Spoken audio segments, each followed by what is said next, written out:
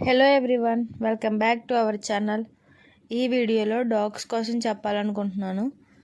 అంతకంటే ముందు మీరు చూస్తున్న ఈ డాగ్స్ మార్కెట్లో మా షాప్ దగ్గర ఉంటాయి. చాలానే ఉండేవి, 18 డాగ్స్ వరకు ఉండేవి. ఇప్పుడు 5 మాత్రమే ఉన్నాయి. వీటికి మా daddy daily food and milk పెడతారు. మిగతా డాగ్స్ అన్నీ అలా తిరుగుతూ రోడ్డు మీదకి వెళ్ళి వెహికల్స్ కింద పడి చనిపోయాయి. కొన్ని అయితే కొందరు చూసుకోకుండా డాష్ చేశారు, చనిపోయాయి. అలాగా ఈ వీడియో మేము డాగ్స్కి ఫుడ్ పెడుతున్నామని చెప్పడానికి చేయట్లేదు. డాగ్స్ని చాలామంది కొడతారు, కొందరైతే మందు పెట్టి చంపేస్తున్నారు. ఇలా ఫుడ్ పెట్టకపోయినా పర్వాలేదు, కానీ మూగజీవులను చంపడం పాపం.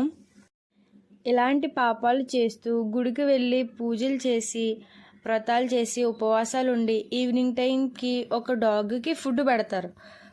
కామెడీ కాకపోతే కొట్టేసిన చేతులనే పుణ్యం కోసం ఉపవాసం చేసి వాటికే ఫుడ్ పెడతారు. అంతేకాకుండా కొంతమందికి డాగ్స్ అంటే ఇష్టం ఉండవు. ఓకే, ఇష్టం లేకపోయినా పర్వాలేదు, బట్ చేదరించుకుని తిట్టుకుంటూ ఉంటారు.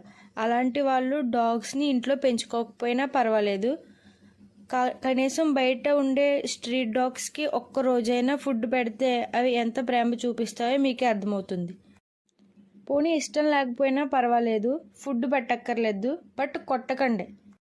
అన్ని డాగ్స్ ఒకేలా ఉండవని నాకు కూడా తెలుసు. కొన్ని కరిచే డాగ్స్ కూడా ఉంటాయి. అలా అని చెప్పి మొత్తం అన్నీ అలాంటి డాగ్సే అని అనుకోకూడదు. కాబట్టి కొన్ని డాగ్స్కైనా ఫుడ్ పెట్టడం తెలుసుకోండి. దేవుడు గుడిలోనే కాదు, ఇలాంటి మూగ ప్రాణులలో కూడా ఉంటాడు. సో కొట్టేవాళ్ళు కొట్టడం మానేయండి. అలానే ఫుడ్ పెట్టని వాళ్ళు పెట్టి చూడండి.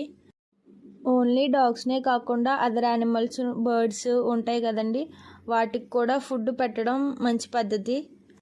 కనీసం ఇది సమ్మర్ కాబట్టి చాలా పక్షులు వాటర్ కోసం చూస్తూ ఉంటాయి.